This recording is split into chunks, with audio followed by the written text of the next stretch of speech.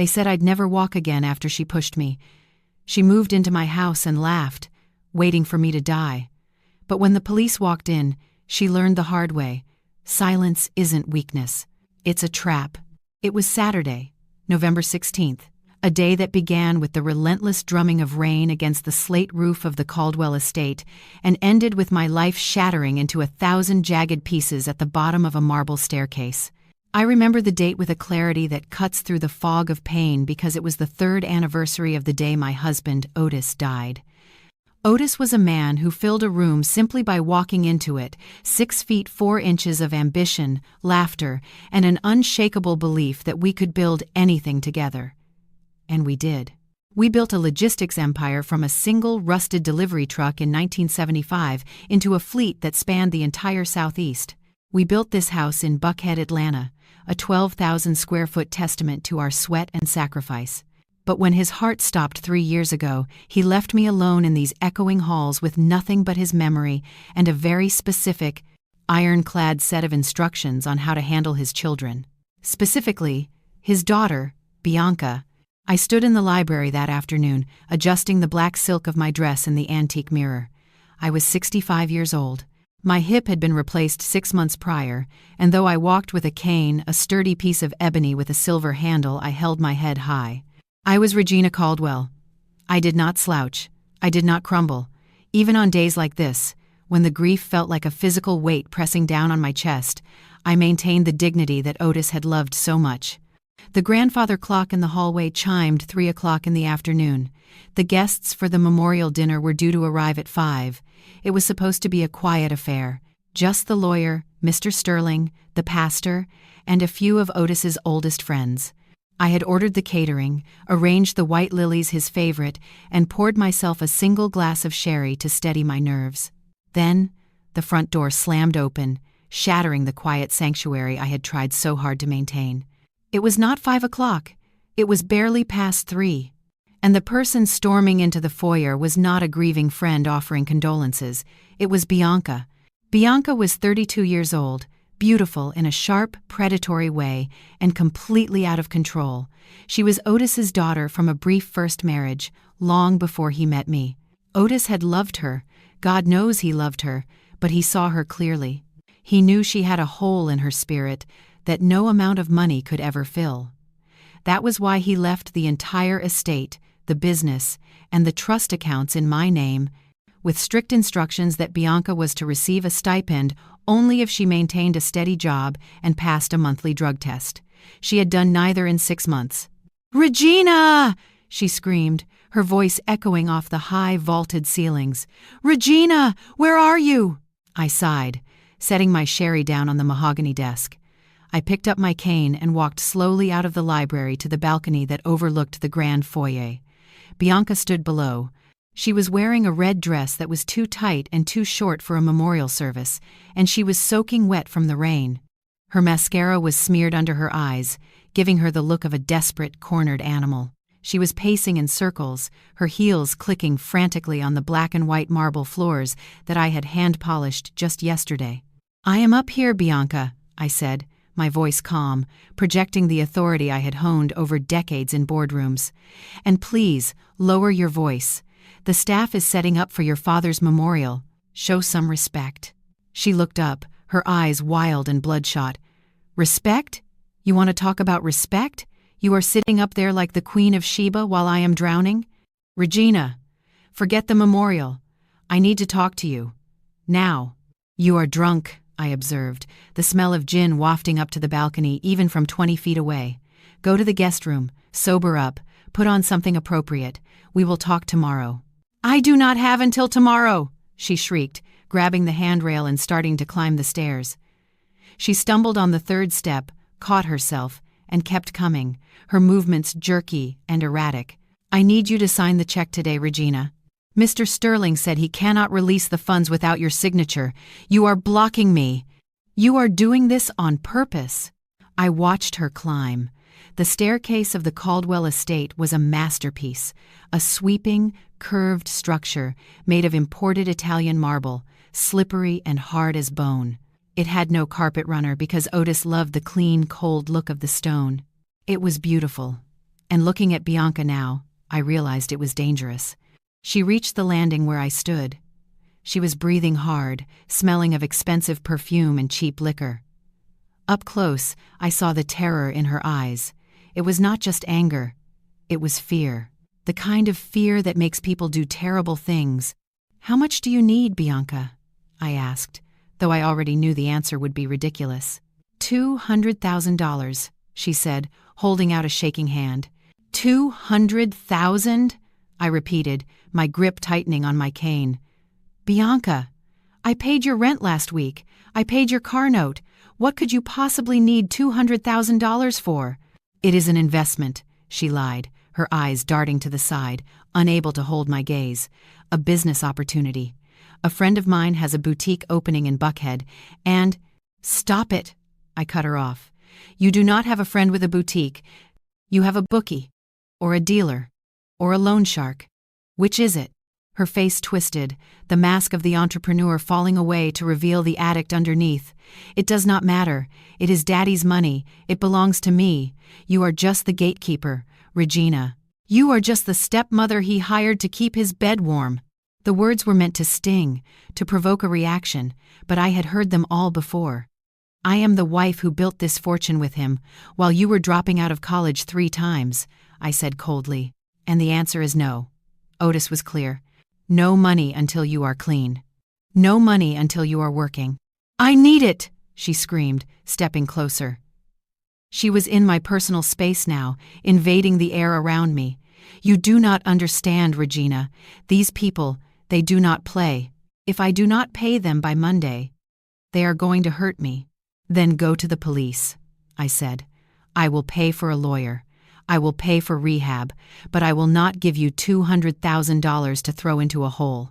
If you have ever dealt with an entitled family member who thinks your hard-earned money is their birthright, if you have ever been treated like a bank account instead of a human being by the people you tried to save, you know the frustration burning in my chest. If you are sick of ungrateful people demanding what they did not earn, hit that subscribe button right now. Do it for everyone who ever had to say no to a leech in their family. I hate you, she hissed, spittle flying from her lips. You stole him from me. You stole everything. I tried to save him from worrying about you, I said, turning away. Go downstairs, Bianca. Leave my house. Do not come back until you are sober. I turned my back on her. That was my mistake. I assumed that even in her state, she still had a shred of humanity. I assumed that the little girl I had tried to take to ballet class 20 years ago was still somewhere inside that red dress.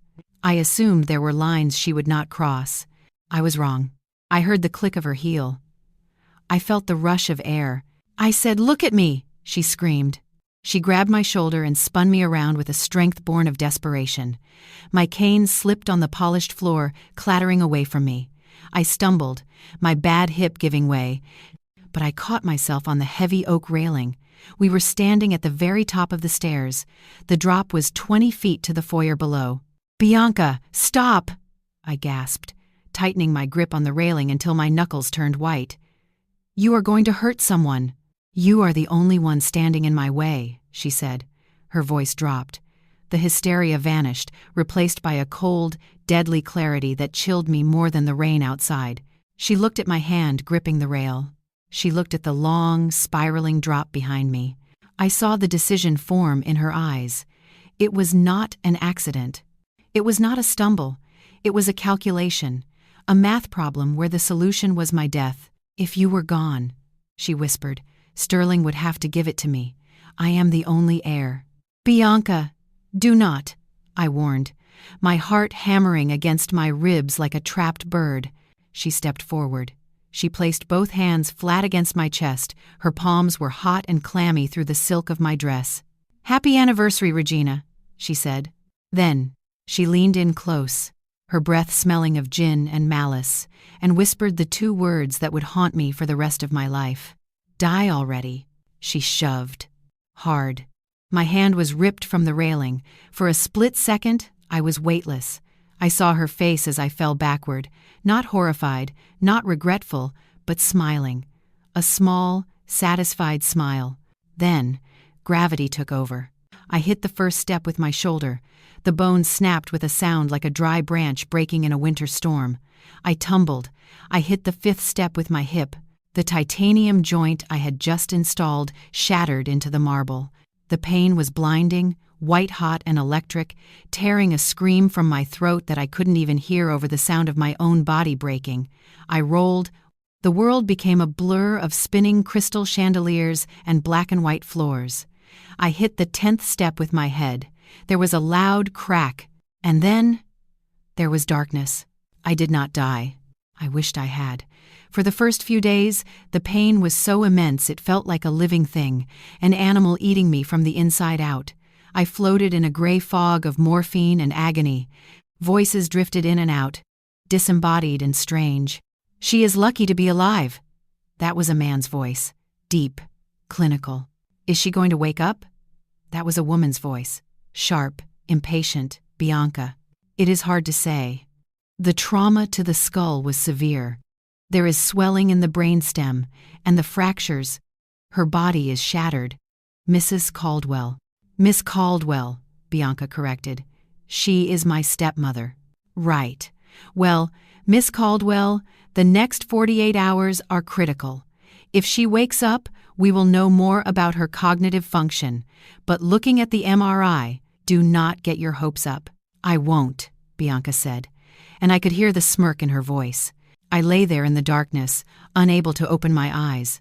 My body felt like it was encased in concrete. I tried to lift a finger. Nothing happened. I tried to wiggle a toe. Nothing. I tried to scream, to open my mouth and tell the doctor that she pushed me, that it was attempted murder, but my jaw felt welded shut. Panic began to rise in my chest, a cold tide. Was I paralyzed? Was I locked in this broken shell forever? Days passed. Or maybe hours. Time had no meaning in the fog. Then, one afternoon, the fog lifted just enough. I was conscious. I could feel the rough sheets against my skin. I could hear the beep, beep, beep of the monitor next to my head. I could smell the antiseptic and the stale coffee. I was about to open my eyes. I was about to call out for a nurse. But then I heard them talking. They were standing right next to my bed. I could feel their presence. "So, explain it to me again, Dr. Evans," Bianca said. "What exactly happened to her brain?" "As I said," the doctor replied, sounding tired, "it is a traumatic brain injury, specifically damage to the ventral pons. We see this sometimes with severe falls. She is in a vegetative state currently. She is breathing on her own, which is good, but she is unresponsive to stimuli." "Vegetative?" Bianca tested the word. "Like a plant?" "In lay terms, yes. She may have sleep-wake cycles. She may open her eyes. But the person you knew? Regina? She is likely gone. The lights are on, but nobody is home. And if she wakes up?" Bianca asked, her voice dropping. "Will she remember the fall?" "Unlikely," Dr. Evans said. "Retrograde amnesia is common. But honestly, looking at this chart, I doubt she will be doing much remembering of anything." "It is a tragedy." "A dementia episode, you said?" I froze inside my own skin. "A dementia episode?" "Yes," Bianca lied smoothly. "She has been. Slipping lately. Forgetting things. Getting dizzy. I told her not to use the stairs. I was in the library when I heard the crash. I ran out, and she was already at the bottom. It was awful, doctor. Just awful. I wanted to vomit. The audacity, the sheer, naked evil of it. She was rewriting history while I lay helpless. "I am sorry," the doctor said. "Well, we will do our best to make her comfortable, but you need to start thinking about long-term care. A facility, perhaps." "No," Bianca said quickly. "No facility. She would hate that. I want to take her home." "Home?" The doctor sounded surprised. "That will require 24-hour nursing care. It is expensive." "Money is not an issue," Bianca said. "My father left us plenty, and honestly, I want to be there for her. I want to care for her in her final days. It is the least I can do." The lie was so thick I could almost taste it. She did not want to care for me. She wanted to hide the evidence. She wanted me in the house where she could control who saw me. If I went to a facility, strangers would ask questions. Nurses would notice bruises. But at home? At home, I was her prisoner. If you have ever been silenced by a liar who plays the victim while holding the knife behind their back, if you despise people who twist the truth to cover their own crimes, hit that like button right now. Let's make sure everyone sees what happens when the truth finally wakes up. I lay there, listening to the beep of the machine. My mind was racing. I could feel my toes. Just a little. A tiny tingle in my left big toe. I focused all my energy on it. Move, I commanded. Move. It twitched. It was microscopic, but it was there. I was not paralyzed, not permanently. I was battered, broken, and weak, but the connection was there. I could open my eyes. I could try to speak. I could tell Dr. Evans right now. She is lying. She pushed me. Call the police. But then I thought about what would happen. It was my word against hers. I was an old woman with a head injury who had just fallen down a flight of stairs. She was the grieving daughter claiming I had dementia. Who would they believe? The confused old lady on morphine? Or the crying daughter? And even if they believed me, Bianca would fight. She would hire lawyers with my money. She would drag this out. She would claim it was an accident. And while the courts argued, she would drain the accounts. No. If I woke up now, I was a victim. But if I stayed asleep, I was a spy. I remembered the security system Otis had installed 5 years ago. He was paranoid about kidnappers. He had installed cameras in the nursery, the hallways, and voice-activated recorders in the master bedroom. He used to joke, "If anyone ever tries to take me out, Regina, the house will tell the story." The house. If Bianca moved me back home, she would bring me to the master bedroom. That was where the hospital bed would fit. That was where the recorders were. She thought I was a vegetable. She thought I was gone. She would talk. She would brag. She would make mistakes. I made a decision in that hospital bed. A decision that terrified me more than the fall. I would not wake up. I would let her take me home. I would let her think she had won. I would lie in that bed, staring at the ceiling, enduring whatever she did to me, and I would wait. I would wait for her to slip. I would wait for her to reveal her plan, and I would gather the evidence I needed to bury her so deep the law would never find her. "Can we move her tomorrow?" Bianca asked the doctor. "If her vitals are stable, yes," Dr. Evans said. "Good," Bianca said. "I can't wait to get her home." I lay perfectly still. I slowed my breathing. I let my face remain slack. "Bring me home, Bianca," I thought. "Bring me back to the scene of the crime. But know this. The woman you pushed down the stairs died at the bottom. The woman coming back up them is your worst nightmare." The ambulance ride home was bumpy. Every pothole sent a jolt of pain through my shattered hip, but I did not make a sound. I did not grimace. I practiced the blank stare I had seen on stroke victims. I let my mouth hang slightly open. I let my eyes unfocus. They wheeled me into the house on a gurney. I saw the foyer upside down as they rolled me past. The marble floor was clean. She had already scrubbed away the blood. "Careful with the walls," Bianca barked at the paramedics. "That wallpaper is silk. It costs more than your ambulance." They maneuvered me up the elevator, the one Otis had installed for his mother years ago, and into the master bedroom. It was strange to be in my own room but not be in charge. They transferred me from the gurney to a rented hospital bed that had been set up in the center of the room, facing the fireplace. All set. "Miss Caldwell," the paramedic said, "the nurse agency is sending someone over in an hour to get her hooked up to the IVs and the feeding tube."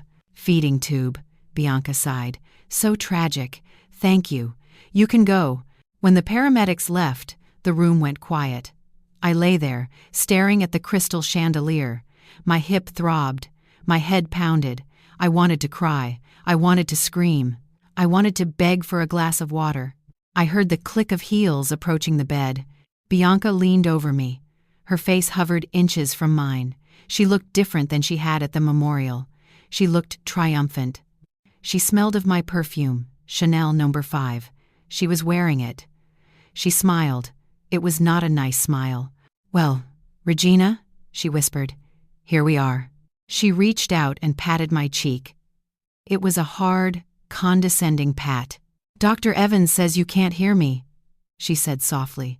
He says your brain is mush. I hope he is right, but just in case he isn't, just in case you are in there somewhere, screaming.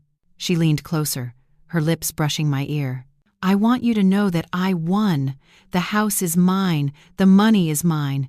And you are just a piece of furniture now, a very expensive broken lamp. She laughed. She stood up and walked over to my vanity table, the one Otis had bought me for our 10th anniversary. She picked up my diamond necklace and fastened it around her neck. Looks better on me anyway, she said, admiring herself in the mirror. By the way, she added, turning back to me, I fired your housekeeper and your gardener. We need to save money, you know. Got a lot of debts to pay. But don't worry. I hired a nurse for you. She was the cheapest one I could find. I think her name is Brenda. She looks like a mouse. I'm sure you two will get along great. She walked to the door. Get comfortable, Regina, she said, flipping off the light switch, leaving me in the semi-darkness of the late afternoon. You are going to be here a long time, or at least until you finally do what I told you to do. Die already. She slammed the door. I lay in the dark. The silence of the house pressed in on me. I was thirsty. I was in pain. I was terrified. But as my eyes adjusted to the gloom, I saw a tiny red light blink on the bookshelf across the room. It was faint, almost invisible, hidden between the leather-bound volumes of Otis's encyclopedia set. It was the motion sensor for the security recorder. It was on. I closed my eyes and let a single tear slide down my temple into my hair. Let the game begin. Time became a cruel, shapeless thing in that master bedroom.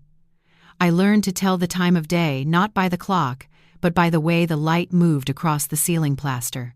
Morning was a pale gray wash that highlighted the cracks I had never noticed before. Afternoon was a sharp, yellow slice that hit the crystal chandelier and made rainbows dance on the wall, rainbows I could not turn my head to see. Evening was the worst.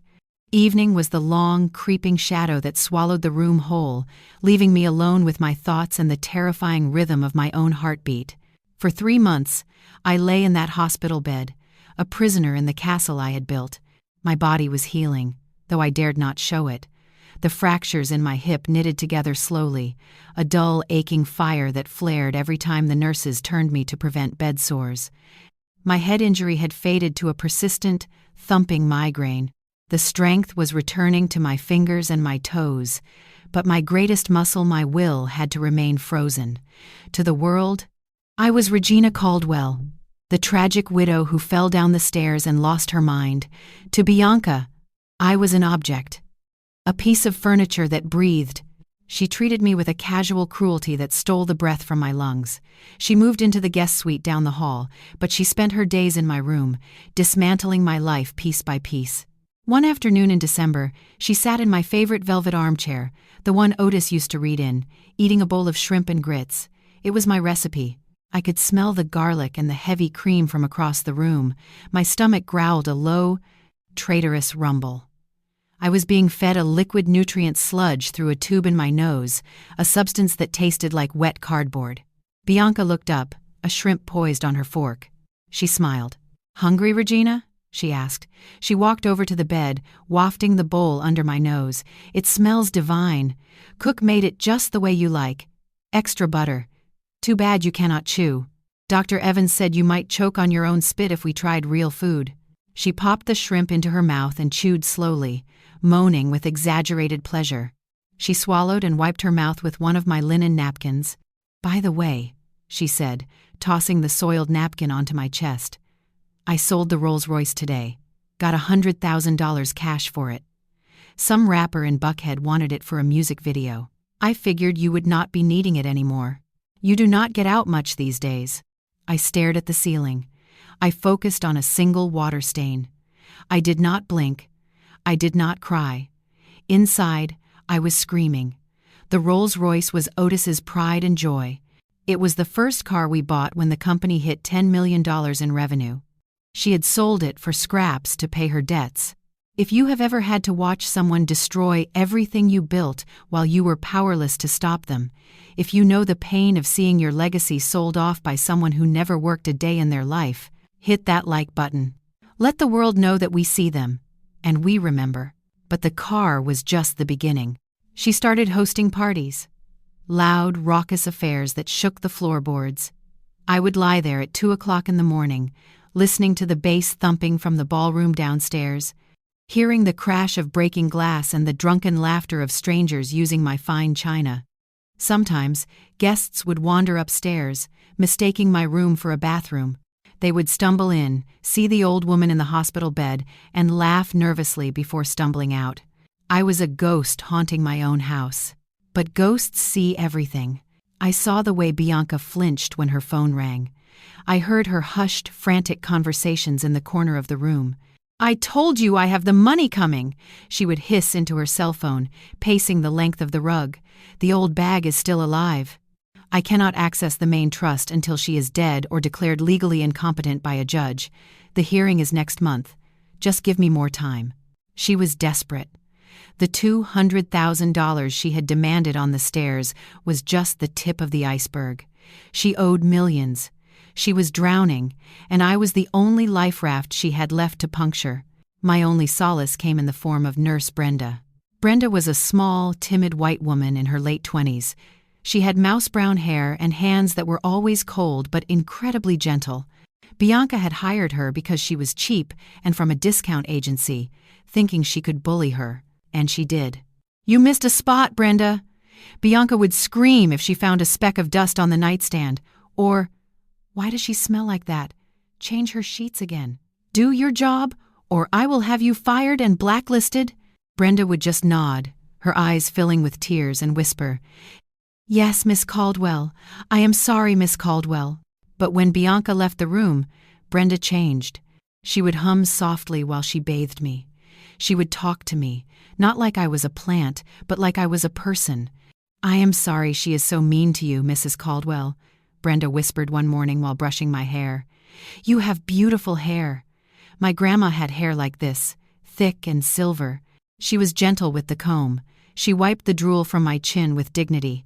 She adjusted my pillows so I could see out the window." I realized then that Brenda was not just an employee.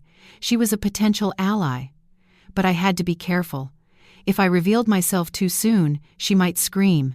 She might tell Bianca. I had to test her. It happened on a Tuesday in late January. Bianca had gone out to meet a jeweler, probably to sell my wedding ring, leaving Brenda alone with me for the afternoon. Brenda was sitting by the bed, reading a paperback novel.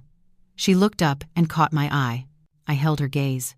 Usually, my eyes would drift or unfocus, mimicking the vegetative state.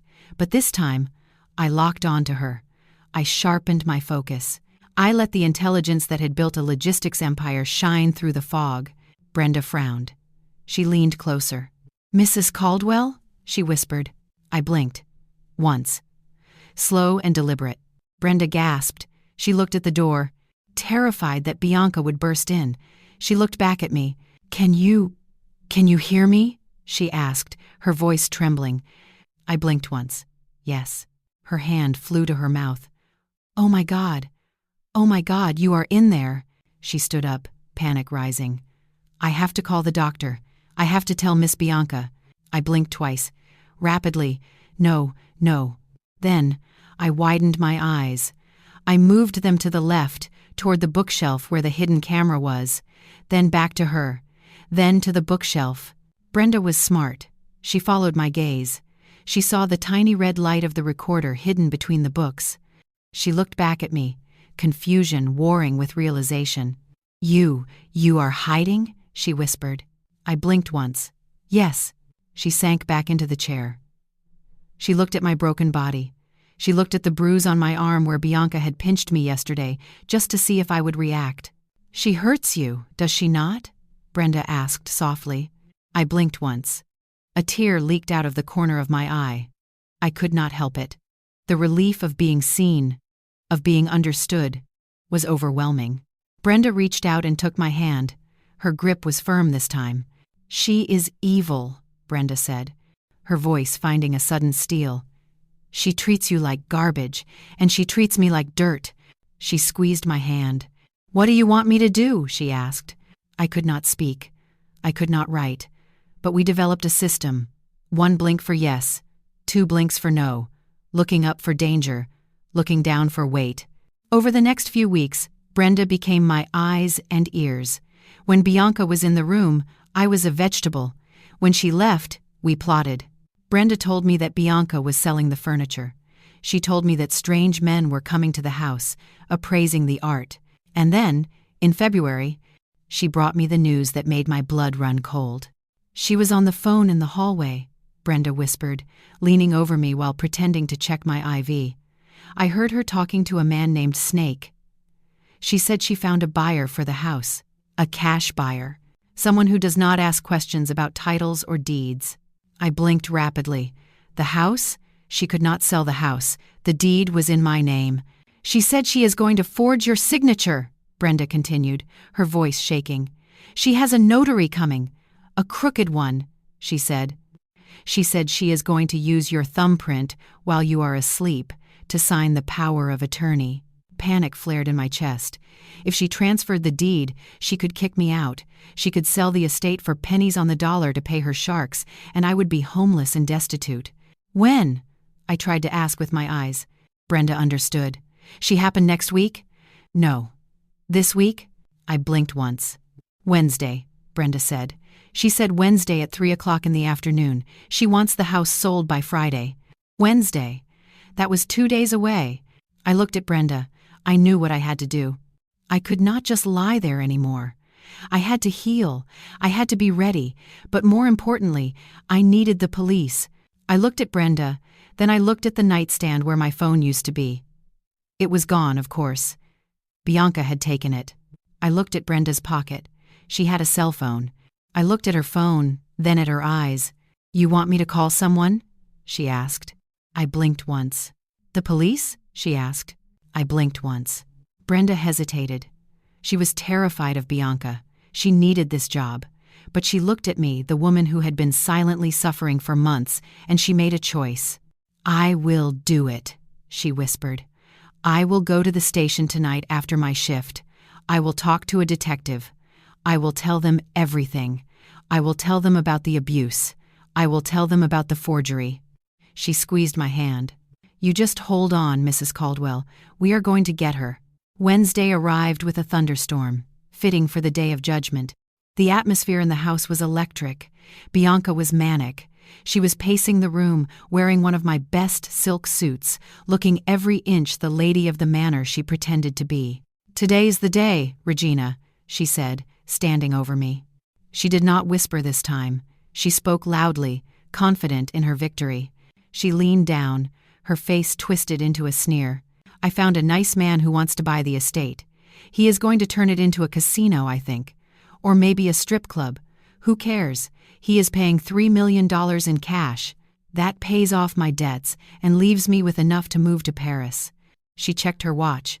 They will be here in an hour, and you are going to be a good little vegetable and help me sign the papers. She grabbed my hand, my right hand, the one she needed for the print. She squeezed it hard, testing its limpness. So soft, she mocked. You have not done a day's work in months. Time to earn your keep. I lay there, limp as a rag doll, but under the sheets my muscles were coiled. For 3 months, while she slept, I had been doing isometric exercises. I had been clenching my fists, flexing my calves, tightening my core. I was not the weak, broken thing she thought I was.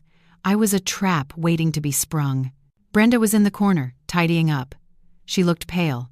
We exchanged a single glance. The plan was set. At 2:55 in the afternoon, the doorbell rang. Here we go, Bianca said, smoothing her hair. She turned to Brenda. Get out. I do not want any witnesses. Brenda nodded, keeping her head down. Yes, Miss Caldwell. She walked to the door, but she did not close it all the way. She left it cracked open just an inch. I listened. I heard heavy footsteps on the stairs. Men's voices. One was rough, gravelly. The buyer. The other was nervous, high-pitched. The notary. They entered the room. The buyer was a short, thick man in a cheap suit who smelled of stale tobacco. The notary was a sweating man clutching a briefcase.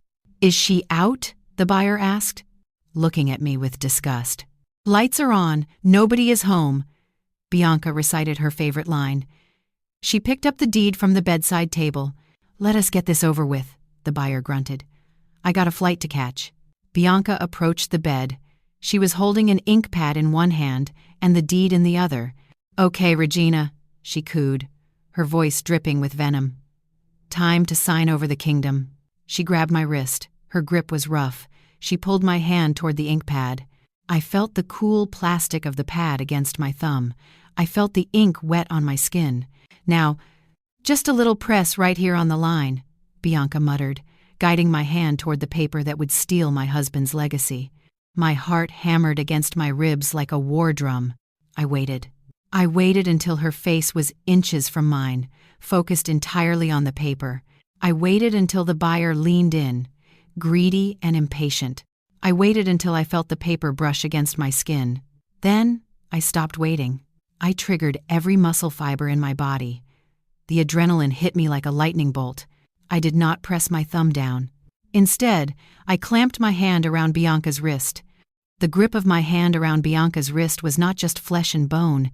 It was 3 months of swallowed rage. It was the crushing weight of every insult, every stolen heirloom, and every moment of helplessness I had endured while staring at the cracks in the ceiling. My fingers, which she believed were atrophied and useless, clamped down with the strength of a woman who had spent 90 days preparing for exactly 1 second of violence. Bianca gasped. It was a wet, choking sound, like air being sucked out of a room. She looked down at her wrist, then up at my face. Her eyes were wide, the pupils dilated in sheer, animalistic terror. She tried to pull back, expecting my hand to fall away limp and lifeless as it had for weeks. But I did not let go. I squeezed harder. I felt the delicate bones of her wrist grind together under my pressure. I saw the ink pad slip from her other hand and tumble to the floor, bouncing on the Persian rug with a dull thud, staining the wool black, a permanent mark for a permanent mistake. The room went deathly silent. The notary froze, his pen hovering in midair. The buyer, the man Bianca called Snake, narrowed his eyes, sensing a shift in the atmosphere but not quite understanding the magnitude of the trap that had just snapped shut. I opened my eyes. Not the half-lidded, vacant stare I had perfected. I opened them fully. I let the fire I had been banking for 3 months flood into them. I looked directly into Bianca's soul, and I saw the moment she realized that the vegetable was actually a Venus flytrap. "Get your hands off my house," I said. My voice was raspy from disuse, scraping against my throat like sandpaper, but it was steady. It was loud, and it was the most beautiful sound I had ever heard. Bianca screamed. It was a primal shriek, a sound of pure disbelief. She yanked her arm back with all her might, stumbling in her high heels. I let her go, not because I was weak, but because I was done touching her. She fell backward, crashing into the nightstand, sending the lamp and the water pitcher shattering to the floor. "She is awake!" Bianca shrieked, scrambling backward like a crab, her eyes bulging. She spoke. She grabbed me. Snake, the buyer, looked from Bianca to me. He was a predator, and he knew when the prey had suddenly grown teeth. He did not ask questions. He did not wait for an explanation. He grabbed his briefcase and turned for the door. "I am out," he grunted. "I do not do miracles, and I do not do witnesses." He reached for the doorknob, but the door did not open for him. Instead, it burst inward with a force that shook the frame. The heavy oak door slammed into Snake's shoulder, sending him staggering back into the room. "Police!" a voice roared. "Nobody move! Hands where I can see them!" Detective O'Malley stepped into the room, his service weapon drawn and leveled. Behind him, 2 uniformed officers flooded in, their radios crackling. And behind them, small and trembling but standing tall, was Nurse Brenda. The room descended into chaos. The notary dropped his briefcase and threw his hands up so fast he nearly dislocated his shoulders. Snake cursed, backing against the wall, looking for a window, but seeing only the sheer drop to the garden below. Bianca was the only one who did not understand the gravity of the situation. She was still on the floor, surrounded by broken glass and water, pointing a shaking finger at me. "Officer!" she screamed, her voice hysterical. "Officer, help me! She attacked me! She is crazy!" She has been faking it. She grabbed my arm. Detective O'Malley did not lower his gun. He looked at Bianca with an expression of utter contempt. He looked at the ink pad on the floor. He looked at the deed lying on the bedspread. And then he looked at me. I was sitting up now. It was painful. My hips screamed in protest, and my muscles trembled from the effort, but I pushed myself upright against the pillows. I smoothed the sheet over my legs. I lifted my chin. "Hello, Detective," I said, my voice gaining strength. "I believe you have enough for a warrant now." "We certainly do, Mrs. Caldwell," O'Malley said, holstering his weapon as the uniformed officers moved in to cuff the men. "Are you all right?" "I am better than I have been in a long time," I replied. Bianca scrambled to her feet, her red dress stained with water, her hair wild. "Warrant? What warrant? You cannot arrest me. I live here. She is the one who is lying. She has been pretending to be sick to torture me." She turned to me, her face twisting into a mask of hatred. "You witch! You sat there and watched me." "Yes," I said calmly. "I watched you. I watched you sell my car. I watched you steal my jewelry. I watched you abuse a woman who was only trying to help. And I watched you try to forge my signature to sell a house that does not belong to you." "It is my inheritance!" Bianca screamed, lunging toward the bed. Officer Miller stepped in front of her, blocking her path with a broad chest. "Ma'am, step back."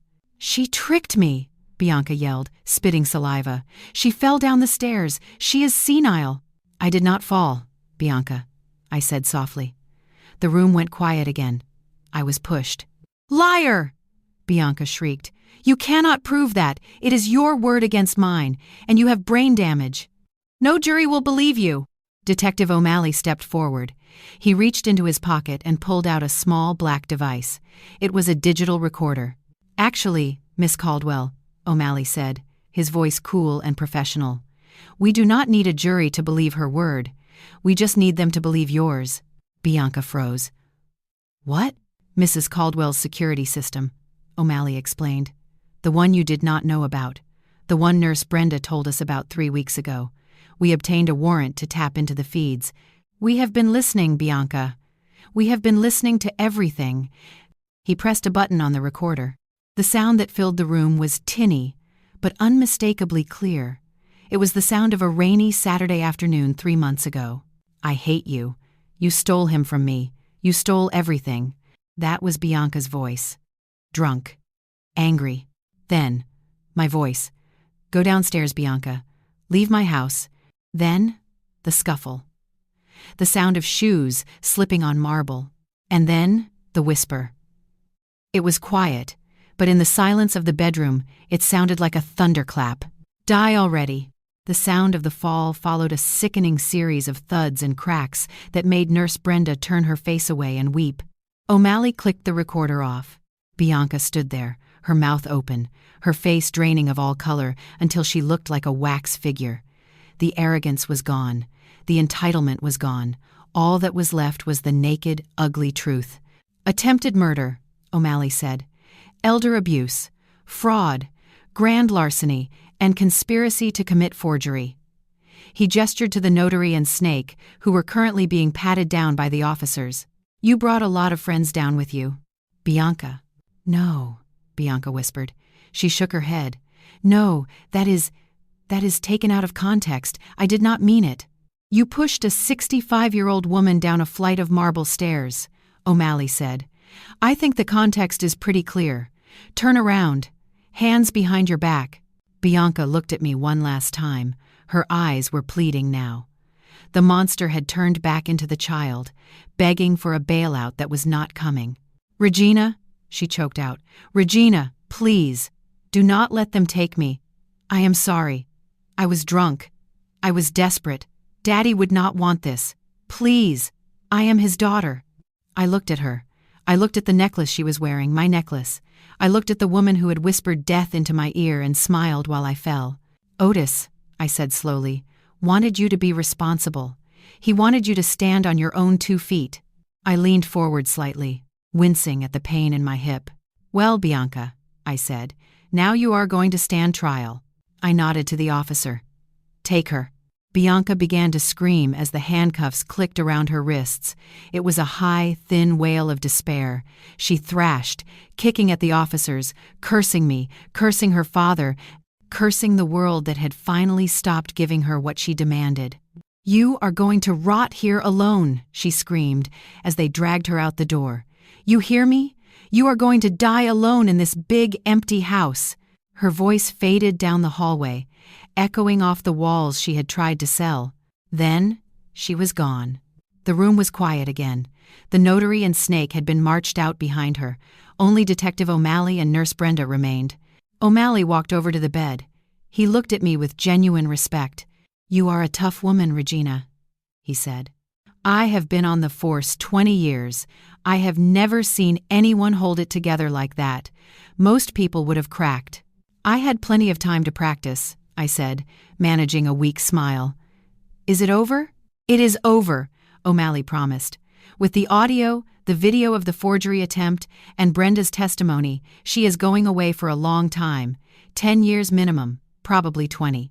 He tipped his head. "I will let you rest. We will need a formal statement later, but for now, get some sleep. Real sleep." He left the room. I was alone with Brenda. She stood by the door, twisting her hands in her scrub top. She looked terrified, as if she expected me to yell at her too. "Brenda," I said softly. She looked up, her eyes red. "Yes, Mrs. Caldwell? Come here." She walked to the side of the bed. "Sit down," I said, nodding to the chair Bianca used to occupy. She sat. "You saved my life," I said. Brenda shook her head. "No, ma'am, you saved yourself. I just made a phone call." "You did more than that," I said. "You saw me when I was invisible. You treated me with dignity when I was helpless. You risked your job and your safety to help an old woman against a monster." I reached out and took her hand. My grip was not crushing this time. It was warm. "Bianca said she fired my staff," I said. "That means I am currently without a house manager. It is a big job. It pays 3 times what that agency pays you, and it comes with benefits. And no one will ever yell at you." Brenda's eyes widened. "Mrs. Caldwell, I do not know what to say." "Say yes," I said, "because I am going to need help getting this place back in order, and I only want people in this house who have a heart." Brenda smiled. It was a beautiful, genuine smile. Yes, ma'am, I would love to." "Good," I said. "Now, help me get out of this bed. I have been lying down for 3 months. I want to sit by the window." It took us 10 minutes. It hurt. My muscles were weak, and my balance was shaky. But with Brenda's help, I stood up. I walked the 5 steps to the bay window. I sat in my armchair. I looked out at the estate. The storm had passed. The sun was breaking through the clouds, illuminating the wet leaves of the oak trees. I saw the police cruiser driving away down the long driveway. Bianca was in the back seat. She was leaving my life, leaving my home, leaving the legacy she had tried to steal. I took a deep breath. The air in the room tasted different. It did not smell of fear anymore. It did not smell of malice. It smelled of rain and freedom. I touched the titanium in my hip. It would always ache. I would always walk with a cane. The scars from the fall would never truly fade, but they were battle scars now. They were proof that I had survived. Otis had built this house with brick and mortar, but I had defended it with silence and steel. I looked at the empty spot on the wall where Bianca had sold a painting. I looked at the empty space on the vanity where she had stolen my jewelry. They were just things. Things could be replaced. Paintings could be bought. Cars could be leased. But dignity? Character? The strength to wait in the dark until the moment is right to strike? Those things cannot be bought. They have to be forged in the fire. I turned to Brenda, who was stripping the hospital sheets off the bed, eager to get the room back to normal. "Brenda," I said. "Yes, Mrs. Caldwell?" "Throw those sheets in the trash," I said. "And then go downstairs and open a bottle of champagne. The good stuff, Otis's reserve." "Are we celebrating?" she asked. "Yes," I said, looking at the setting sun. "We are celebrating an eviction. If you are watching this, and you feel like you are trapped in a situation you cannot control, if you feel like someone is pushing you down and waiting for you to break, listen to me. Do not break. Wait. Watch. Gather your strength. Silence is not weakness. Sometimes, silence is just the sound of a weapon loading. And when the time is right, when they think you are finished, when they lean in close to whisper their victory, open your eyes, grab their wrist, and take back what is yours. If this story shocked you, if you cheered when the handcuffs clicked, hit that like button right now. Share this with someone who needs to be reminded that the truth always wins, even if it has to wait in a hospital bed to do it. And subscribe to the channel, because I have a lot more stories about the Caldwell estate, and trust me, I am just getting back on my feet. Goodbye for now. And remember, be careful who you push. You never know who is going to get back up.